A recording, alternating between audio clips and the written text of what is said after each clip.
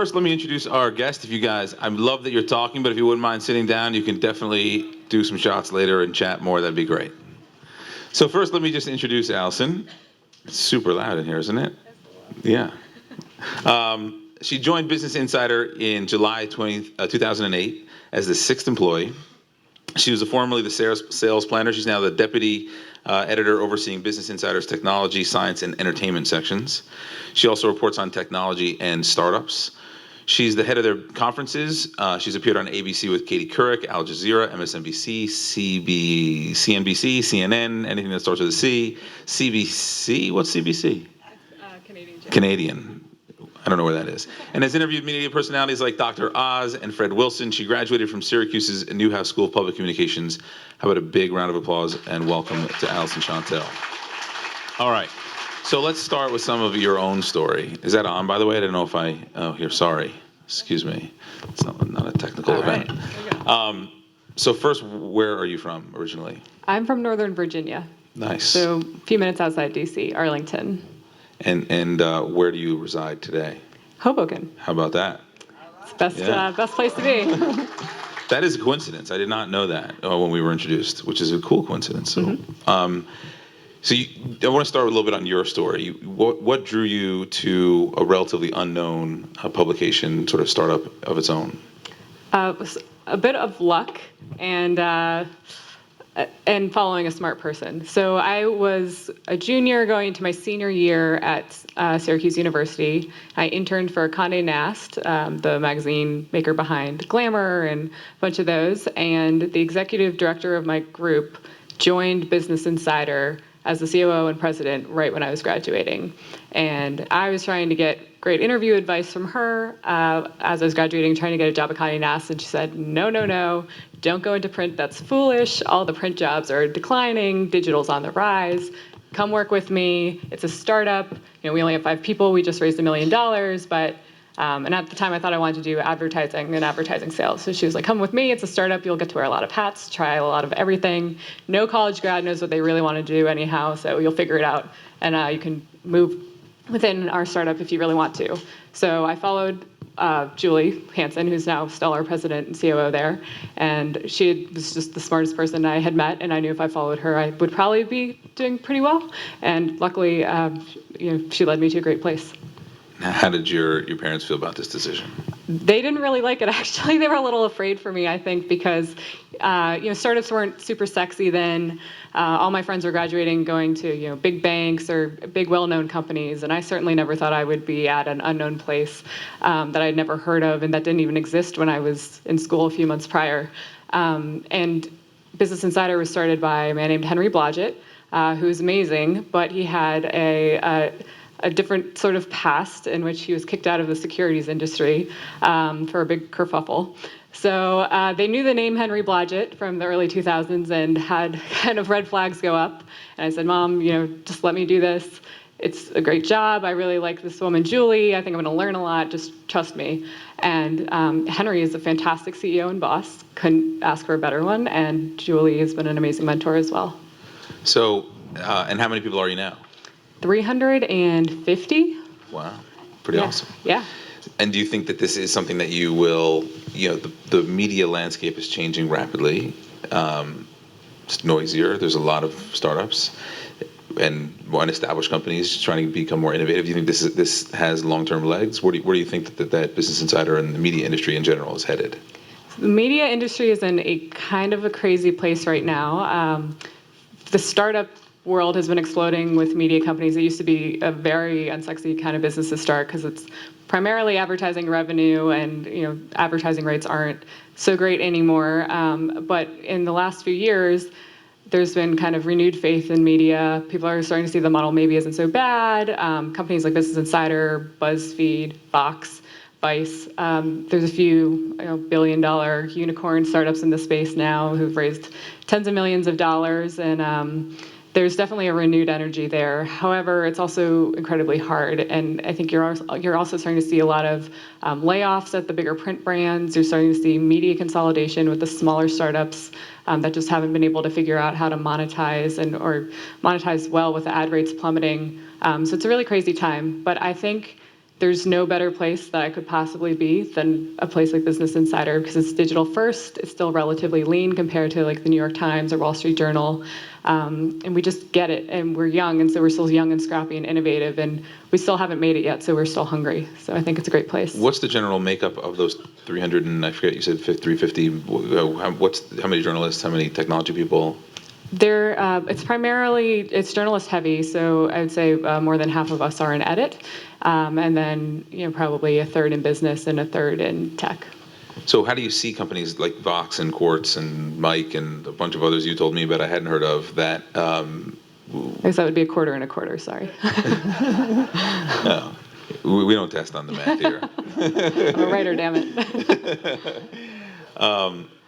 So how do you see some of the much more recent super popular companies fitting in this landscape? Do you think that they're here to stay? Do you think that they're around curated discovery? Where do you think they are in the ecosystem? The media startups? Yeah, Quartz, Mike, those kinds of things. Yeah, there's definitely a tier of them. Mike.com, Bustle, they've raised a good chunk of cash. The founders seem to be really smart and savvy, and they get the digital business very well. So I think they're in a good spot.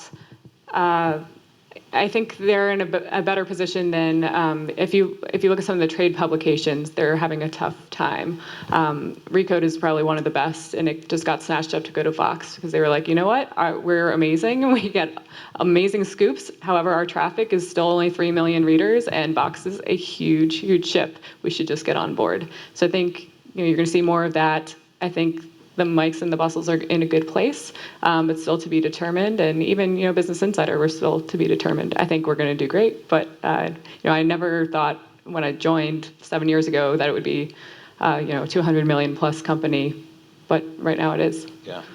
Hope you got some equity in the process. A little bit. You don't have to answer that one. So No, they're good with stock options, and I'm definitely annoying about it, so. Good. So we spent a lot of time on this stage talking about how to build relationships and get introductions to investors. And I think quality press can be equally, if not more so important. So what are ways that startups can earn press, and get in touch with people like you to have a relevant story? Well, I think the first thing to think about is to be really strategic, because the tendency is you want to get your name in a newspaper or on a blog, and you want to have a link you can send around to your parents and your friends, and it feels like validation, but sometimes it can be more harmful for your startup than it can be good, because if you're doing it for egotistical reasons, that's the red flag right there. So I would say you want to be strategic about where you're going. If you're doing it because you want to attract investors, and maybe go to a TechCrunch or a trade tech blog. If you want to get advertising clients, maybe go to an ad age or something like that. If you want to just create awareness, Business Insider is a great place. We have 80 million readers, so it can help put some startups on the map. But you really have to be strategic about why you want the press and smart about it as well, because often, so many startups end up pivoting, and then you could just look foolish because you were pitching this whole thing in the press that didn't end up working out 6 months later. You're alerting competitors about it. So there's a whole slew of reasons that maybe press isn't the best thing. So that would be my first tip. And then if you are like, no, I definitely want press, how do I get it? I think like most things in life, a lot of it is who you know and referrals. So I think a referral can go a long way. Anyone you can find, whether it's, shared contact from somewhere along the way, but I just would try and scramble to find a connection to the reporter that you want, and then study the reporter, know what they've written recently, and know what might be of interest. So do you ignore cold emails? I am a pretty bad mass deleter. I could be better about it for sure. Sometimes, we just get so many emails. And, what does so many mean? How many a day are cold? I would say hundreds. There's a lot. Yeah. And you can tell pretty quickly from subject line and things if someone they're just sending out a mass pitch to a bunch of reporters, or if they have no idea who they're pitching, but just feel like they need to be pitching, or just don't really know what you cover. So those are pretty easy to send straight to trash. And that's bad, but if someone really wants you, they'll circle back. I know. People, it's good to be persistent, so if you circle back, maybe I'll see it the second time. But it's usually a referral basis is the way to flag it. Yeah. You can tell pretty quick. And are your best referrals investors? They're great, yeah. Investors see things on every coast, so that helps a lot. You do. It's harder to find, obviously, the bootstrapped ones that maybe the investors don't know about, and so you kind of have to. The entrepreneur community is pretty good, though. I mean, founders are also great referrers as well. Those who you already trust. Yes. So if someone has bootstrapped something, like your husband, and he wants to get press, and maybe he wasn't your husband, how might he approach someone like you to make that happen? Because if maybe he doesn't have a trusted source, or he's been heads down for a year building his product and building building the business, and not coming to things like this, which tends to happen, right? Yeah, yeah. I would say you should know what's compelling about your startup. So it's not, and a Business Insider, we actually don't really think that fundraisers are really that exciting. We prefer to, and we will cover them if there's something truly exciting. Like we covered today Uber for Jets company raised $20 million from Jay-Z and the Saudi royal family. So that was like, oh, our readers might care about that. But that's unusual. Chances are, we'll leave that for another site. And we would just rather see, crazy growth numbers. If you're already generating good revenue, we'd love to hear about that. Numbers really stand out to people, whether they're stats or growth or whatever. You should just try and figure out what the most exciting thing to the most amount of people is about your company. Because we always have to put readers first. Yeah. So what if you're pre-launch? So I could see a scenario where you're pre-launch, like you're a Periscope, and you get tons of coverage because you have a really phenomenal backing. So you're getting a lot of press, which in theory is raising actually the value of that company, versus someone who maybe hasn't raised a lot of capital but has a similar compelling product but doesn't have the numbers yet to show. Would you give them attention, or how might they get attention? Yeah, I think, Periscope was an interesting example because I think Meerkat, I guess they were a pivot from something else and they had some funding, but they were kind of the less funded one but had more of the attention. And it wasn't really until everybody realized that Twitter had bought Periscope that the light started shining on Periscope. Yeah. But yeah, I think, oh, sorry, your question was? How a company that's been under the radar, a company that doesn't have as much of, you're right, it wasn't really until Twitter, so it's not the best example, but a company that's sort of flown under the radar. In particular, you mentioned it's great, stats and numbers can be very compelling, but if you don't have them yet, if you're about to launch, is there an angle? Should people just wait? Is it the wrong time? I would argue that it's, in most cases, the wrong time. Like, I would just focus, you have so much to focus on when you're launching. Press can just be such a distraction. And then, in the off chance that the press just really takes to you, it can create a false sense of traction. Like a lot of startups have gone through that, and they end up being fads. So there's a company that actually just shut down today called Frontback. And Frontback was like this hot company. Jack Dorsey was tweeting about using it. Twitter actually offered to buy them for tens of millions of dollars, but instead they raised $4 million and said, no, we're going to do it alone. And then all their traction kind of died. And today they shut down.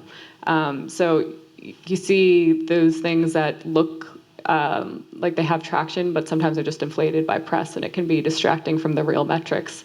And I would just say maybe it's better to just stay heads down in most cases and try and really get real traction. And the coolest thing is when nobody knows about you and you're a sleeper hit. I think those are the coolest stories to tell. Doesn't press help you become a sleeper hit? No, only once you become a hit. It's the awakening part. Yeah. So what about using a PR agency versus reaching out to you directly? There are a few great PR agencies and some people who really know what they're doing, but I think a personal touch goes a long way. So I know CEOs and founders have a ton on their plates during the startup early days, but it really goes a long way when it comes from a founder. There's no one more passionate to tell the story. You can relay it to someone else, but they just won't have the same enthusiasm or vision that you will. So I really, you feed off a founder's energy. So I really like the founder relationships, and I would always prefer that any day. And then when people, let's say someone is ready for some press, should they blast every reporter they can get there, even if they have common connections to? Should they go for some kind of exclusive? What do you think the best approach is once you have something that might be press ready? I think you definitely need to be a little bit selfish in that you have to do what's best for your startup. And we understand that as reporters. Of course, I would love an exclusive on everything, but I get that it's your startup, it's live or die type situation. You have to take care of yourself. If you have a relationship with me, I would appreciate a heads up or just being briefed on it, and then we can decide if it's something we want to cover or not. But I would just say, treat people respectfully in terms of their time. Maybe don't blind message everybody you can think of, and in terms of how you treat them in the process. Because reporters, it might seem like we're hard to get to, but there is a point in the relationship where things switch, and you're a big, awesome founder, and you don't have the time of day for us. So it's treat us the way you would want to be treated, and likewise. What about the if someone does have something where they're looking for when are you looking for an exclusive, and when are you willing to let something like that go, or is it just a bonus? You kind of know this. So for us, I think it differs by outlet. For Business Insider, like I was saying earlier, we tend to think funding isn't the most interesting thing you could tell normally. One of the only ways we will cover it is if you give us the exclusive, because otherwise we'll just leave it for someone else. We don't want, we know a bunch of other blogs are probably going to write about it. We don't need to be the fifth. We'll either be the first and the only, or we'll find a really compelling, interesting angle. But otherwise you could just skip us. Did you say a bunch of other blogs, meaning you think of Business Insider as a blog, or you think bloggers just tend to pick those things up? No, I guess blog is the wrong word. I don't think of BI as a blog. We have 80 million readers. It'd be a pretty big blog. But no, I guess I shouldn't say blog. Trade publications. Sure. It's probably a better word. Got it. So around funding, right? I know a lot of founders who think it's really hot shit to show up in TechCrunch with a funding round. You live in this world pretty intensely, personally and professionally. What are your views on the funding environment, and if companies, at what stage you think it's appropriate for companies to get funding and to then publicize? Jet is a great example in our backdrop here with enormous amounts of funding. Yeah, I kind of yelled at the founder of Jet because I was like, "What are you doing?" He raised the money, the $225 million, in 2 batches, and he's a very accomplished entrepreneur. He founded Quidsy, which sold for hundreds of millions of dollars to Amazon. He knows what he's doing. I probably have no place to yell at him, but I was like, "Why are you raising this much money pre-launch? Why don't you go out and prove yourself first?" Like, we've seen this happen so many times where companies raise all this money, like a Color situation, raise $40 million and then flop before they even get out the door. Sean Parker's company, that brief video chat roulette clone, same thing. Yeah. It's just kind of a scary proposition when you have too much cash to know what to do with. So, what did he say to you about that? Or did he not? I mean, he kind of spun it as, well, we're being less selfish now because we're not proven yet, so the terms are worse than they would be, if we were proven and successful and we needed this money later. So technically, we're being more selfless by raising all this money up front. That's interesting, because in this very chair, he told us it was opportunistic because the market's really hot and he wanted more money. Well, that's part of it too, I think. So I think it's all of it. I mean, there are definitely founders now. Like I think Slack was a good example where he's like, I don't need to raise, but if you give me my $1 billion valuation, then sure. I want to be a unicorn. Right. Which sounds cool now, but we'll see if they can keep raising at that high valuation later. So getting back to when companies should raise and when companies should announce a big raise, what are your thoughts on all the talk of the bubble's a very common word, unicorn. People like talking about unicorns and bubbles. What are your thoughts on where we are as a startup ecosystem? I think things are definitely frothy. It wouldn't be too hard to find investors who are talking about it and saying people are dancing or stepping away from the dance floor a little bit. And I think that's why you see so many VCs who are well respected saying, we're in a bubble, which is something you haven't really heard them say before this year. I think they're trying to make sure that people don't get a little bit too crazy this time. So I think things are a little bit inflated. I couldn't predict if we're at the top or something, but I don't know. I think it's a great time to fundraise, I guess, if you want that. But for really early stage companies, you really should think about if that's what you want and need, because you obviously want to do it with the most favorable terms. So if you can find some way to get traction without holding your hand out for money, I would probably do that. Yeah. What are some mistakes that you see people make in pitching? We talked about relationship building. Once people actually have your attention, what are some common mistakes people make when talking about their story? I think most people, the biggest mistake would just be they don't know what the most interesting part about them or their company is. And in the early days, a lot of it is the human interest story. And people always want to root for an underdog. They want someone to succeed. They want to know how you've gotten to where you are, how maybe they could do it too. It's all entrepreneurship is all very aspirational and inspirational. You want, I think everybody wants to follow a dream and have it come true. And so that's kind of the promise of a startup. And that's often the most interesting bit of it. So, we'll say, these kids left Goldman Sachs to start their own company. They gave up their 6-figure salaries and they're like throwing it all into this idea. And people love that. That's the most interesting part. Got it. How do people who maybe have a less obvious story find their story? I think you just need to think about what people would want to read. As reporters, we're just trying to do service to our readers, and we're trying to give them something interesting. And so you have to just be genuinely honest with yourself about what's a story that, my friends would be excited to read, even if they're not super into the tech world, or that, when I'm writing a story for Business Insider, I think, what would my parents want to read about, even though, they're not on Facebook, or right, what would my friends who work in finance but don't really have an interest in startups, what would they read in the startup world? How could I spin it for them? So just thinking with the widest audience imaginable. Yeah. I'm bouncing around topics here a little bit because I'm forgetting questions and sections, but I want to hit some of these things. So how has being married to an entrepreneur affected your views on entrepreneurship, and then maybe how you write about it? I think it's been really good for me, actually. I get to live a little bit vicariously through him. I have seen the struggles and the emotional roller coaster more up front. I think, there's no amount of preparation you can have going into a startup. You just kind of need to do it. And I don't even know what it's like because I'm not the one doing it, but I think I'm as close as I can be to it, being the wife. You hear all about it. It was in our apartment for 2 years before it was in an office. And I think it's given me a lot of perspective. And there's also problems that people don't talk about openly to the press and that don't get written about in the press as a result because they're very personal. So you learn more about just a lot of the thought process in terms of, I've learned more about fundraising versus bootstrapping and, potential exit opportunities and things like that on a much closer level than anyone would honestly tell me if I didn't have it in my own home.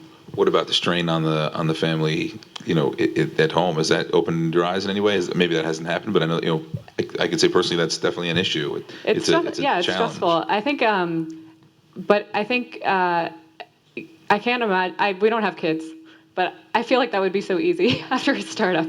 Like, what gets harder than having a startup that you have to deal with? It's so stressful and emotional, and babies are startups is what I hear. I think if you can survive a startup together, I really think that you're in pretty good shape. And so when Matt and I, when he was doing his startup, we were 2 years into dating. I'm glad we had those 2 years as like a normal couple without a startup thrown into the mix. And I think we both were more optimistic about how easy startups are going into it, and quickly learned that was not the case, especially because he's bootstrapped the whole thing, which adds a whole other level of stress. You watch your bank account drown, and I was the sugar mama, which I'm totally okay with. But it's stressful on a relationship, and we worked through it, and I think we learned how to fight together and overcome stuff together, and it put a lot of pressure on a 2-year relationship, but we came out married, so that was good. It's 3 years later. So yeah. Where would I go? Oh, so what was your favorite story? I also asked for questions from the crowd ahead of time, and someone asked what your favorite story was to write and why. I think probably there's a couple. I like the longer form ones that I've done. They take a lot more energy, a lot more time, but they're really rewarding when they're done. And I think one of my favorites is the first one I ever wrote. It was about an entrepreneur named Jody Sherman, and he had a really tragic story. He had a startup that was really hard to get off the ground, but he was he was really personable and had a lot of great connections, and he was able to raise $10 million for this e-commerce company. And then he ended up committing suicide, and 2 weeks after he committed suicide and he had raised a bunch of money, the company went bankrupt and shut its doors. And so there was a big question around everything. Jody seemed like this happy-go-lucky guy. Why would he kill himself? Which nobody can really answer.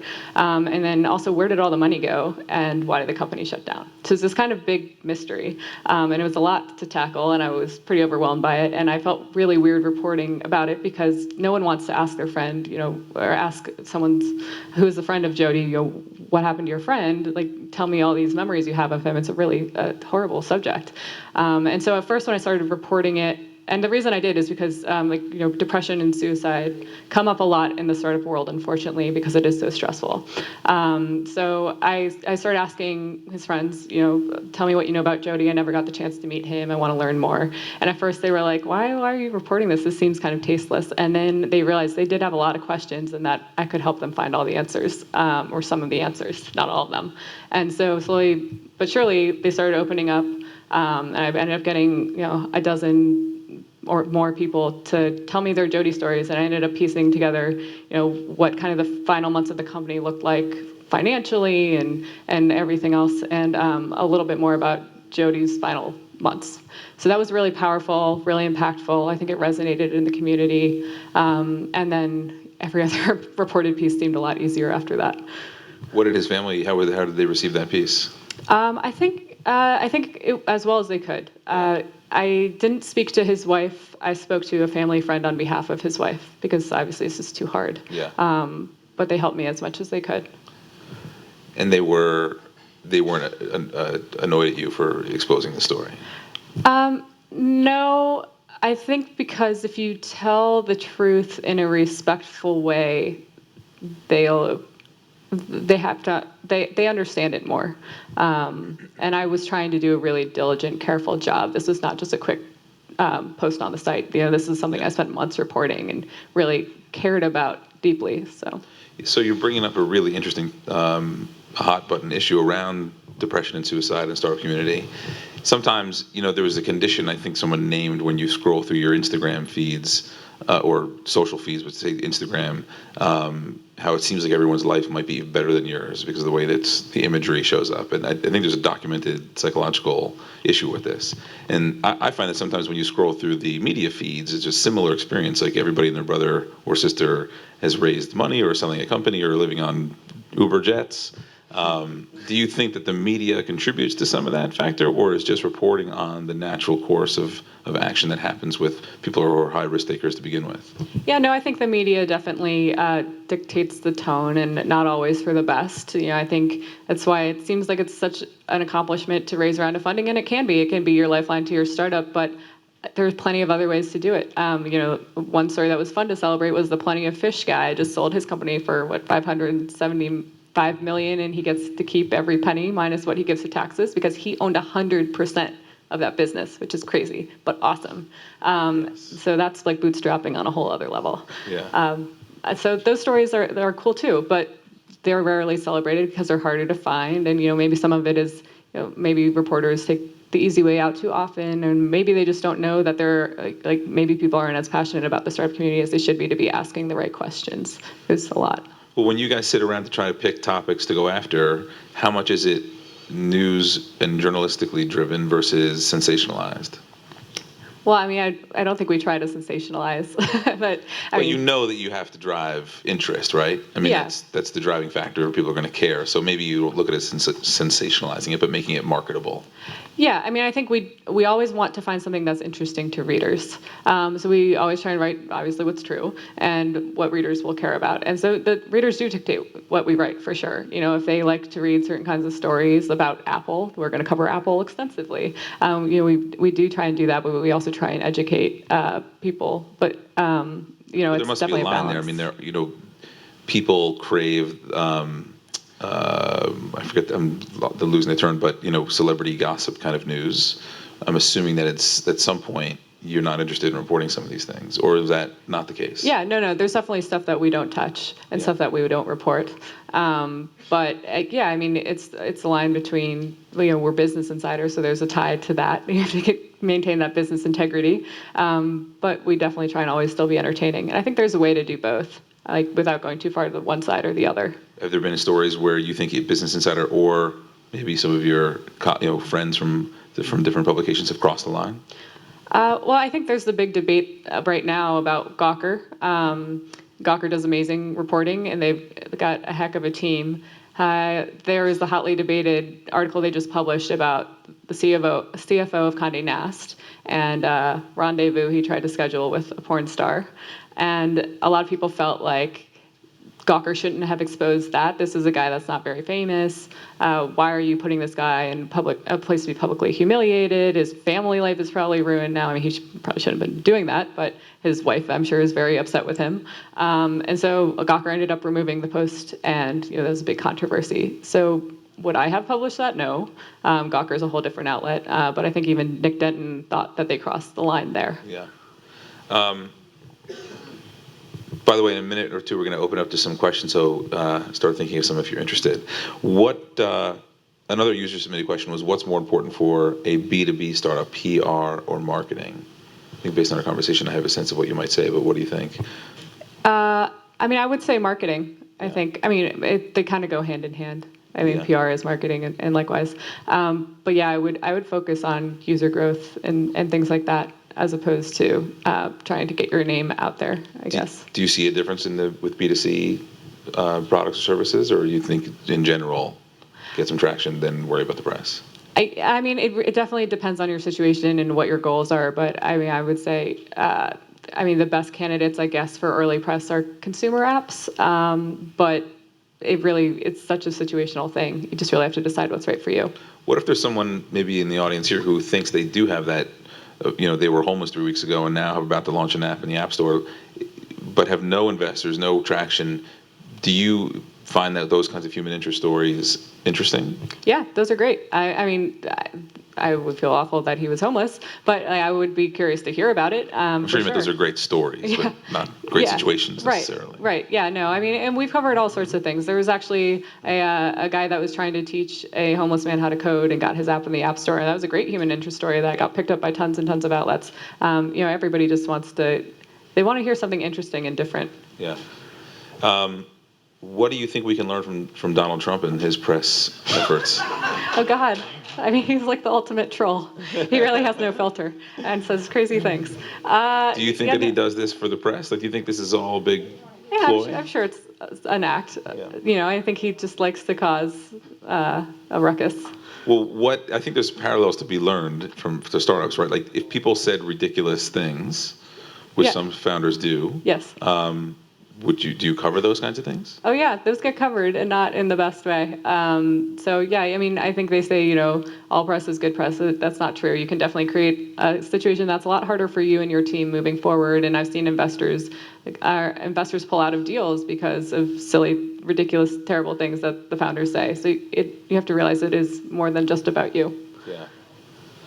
So some questions from the audience. We had a lot of interest earlier, but now it's gone quiet. We could keep talking. It's cool with me. Nothing? Really? Yes. I might have more questions later, but right now, so when you're talking to like a founder, and I think I've read hundreds of your stories, but like someone who's the founder of Fab.com, then they pivot, and it goes the other way, and then you come back and you reach out to them again, and the co-founders leave, and how do you approach them? And when they give you the Heisman, and like, hey, we don't want to talk to you, but you were there, approaching how, hey, before we even started, we have 100,000 users ready to go before we even launch on our first day. So how do you re-approach them, and when they're not so ready to talk? So Fab was a crazy story. It was a fun one to report.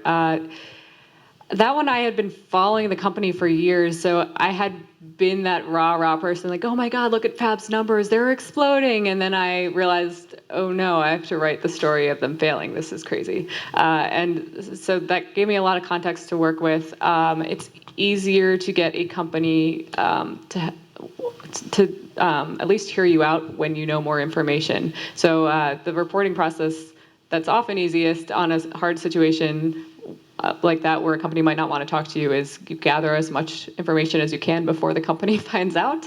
And then you come to the company and you say, this is everything I know, let's have a conversation. And then it's a much more powerful way to move forward. Anybody else? Yeah? I'm a founder and I man the company blog, and I just put stuff out there that I'm thinking about, stuff that's relevant to me, stuff that's relevant to the company, and I'm pretty sure nobody reads it, and Google Analytics has confirmed that. It's one of those things where I know I have no direct ROI that I can measure from having the blog, but every once in a while there's something that catches somebody and they come back to me.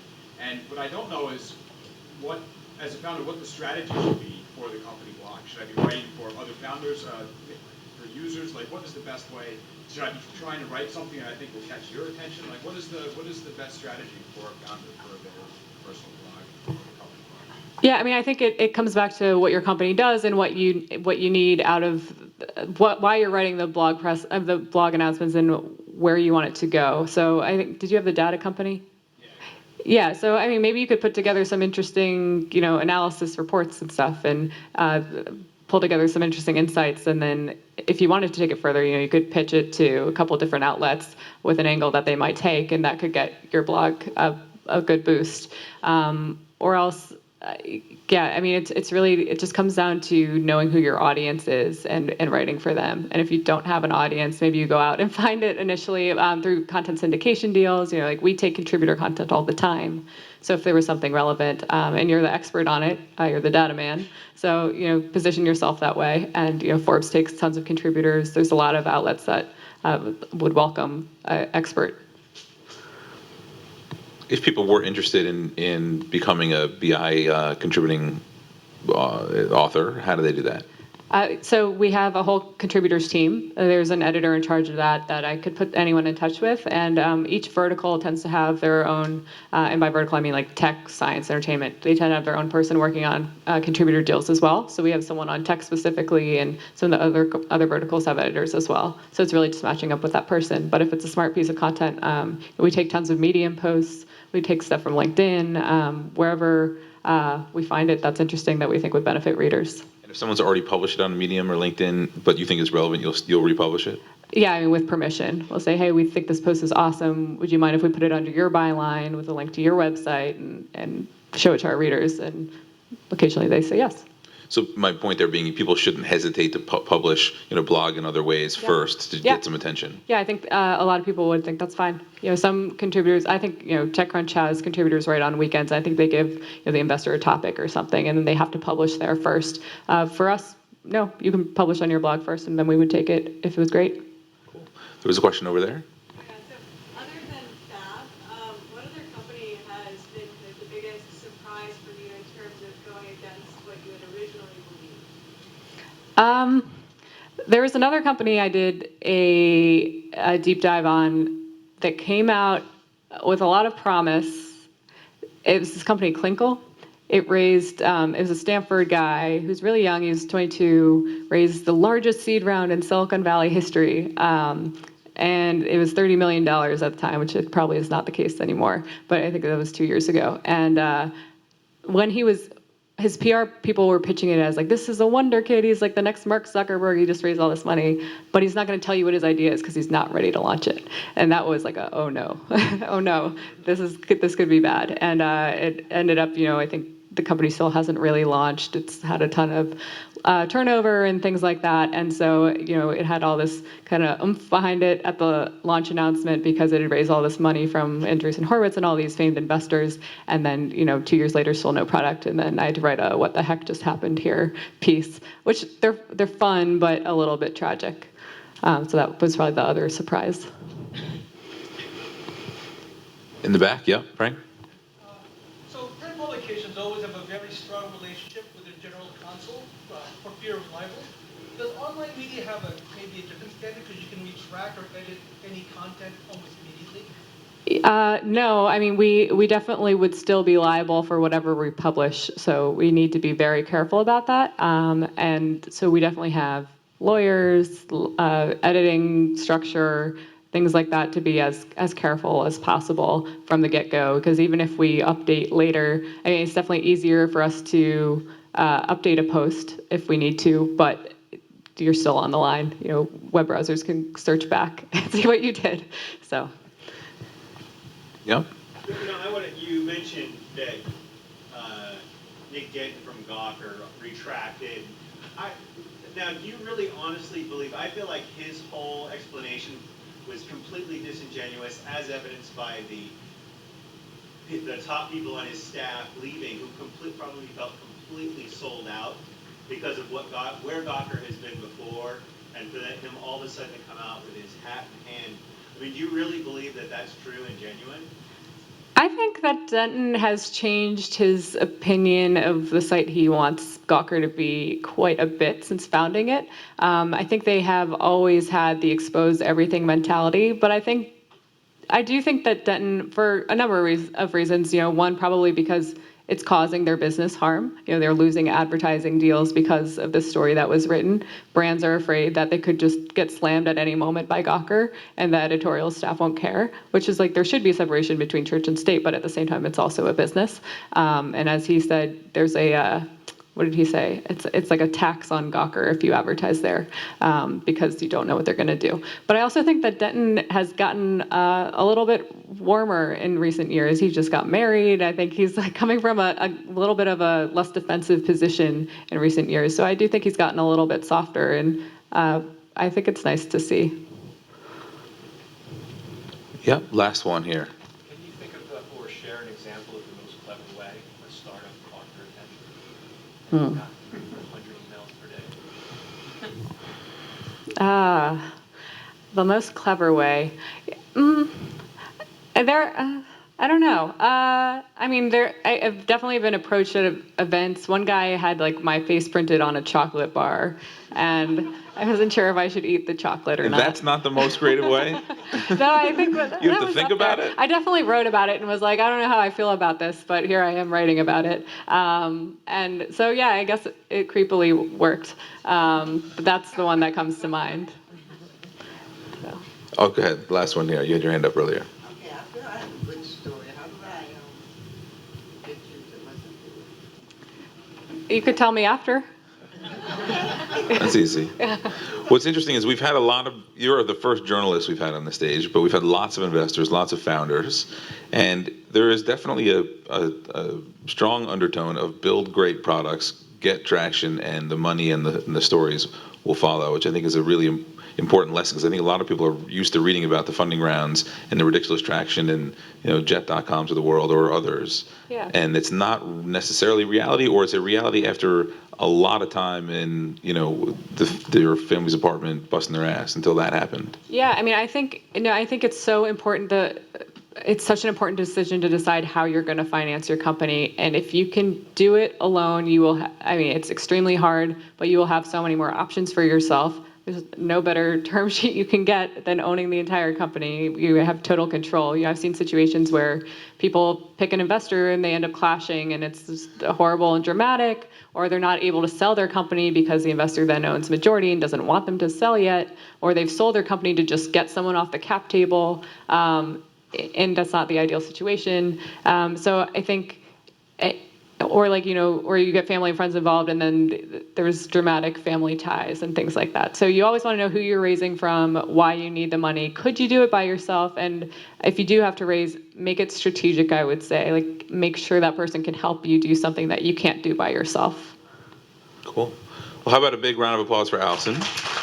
So what she doesn't know, and what you guys haven't seen before, is that we've teamed up with the mayor's office and are giving Alyson the first certificate of mayoral recognition and excellence in innovation from the mayor and us with our official seal.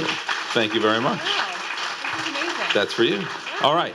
You can go back to your seat and hang out for just a few more minutes. One more round of applause for Alyson. Thank you very much.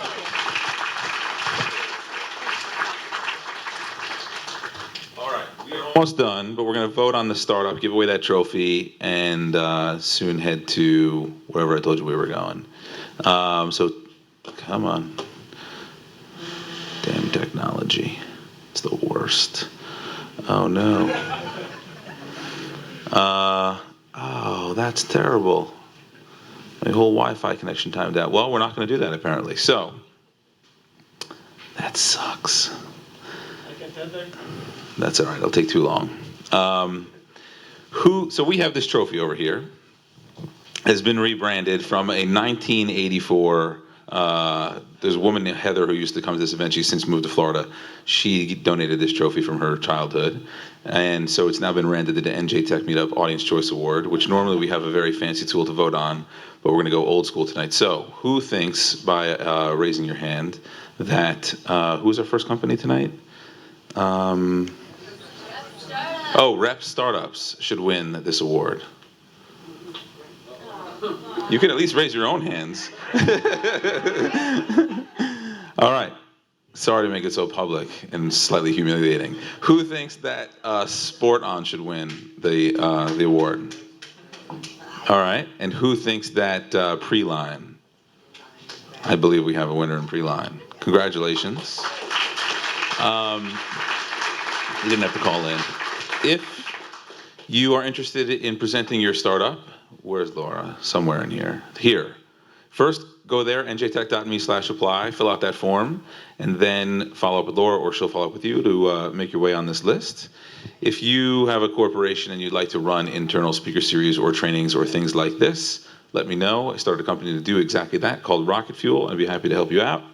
If you can make the next event, it's August 12th with Gary Vaynerchuk, who's a very strong social media personality who you may know, an investor in lots of companies you probably have heard of. It's almost sold out. And that's about it. Thank you so much for everybody for coming, and a lot of people who make this happen, and hopefully I'll see you guys for a drink at the Ainsworth.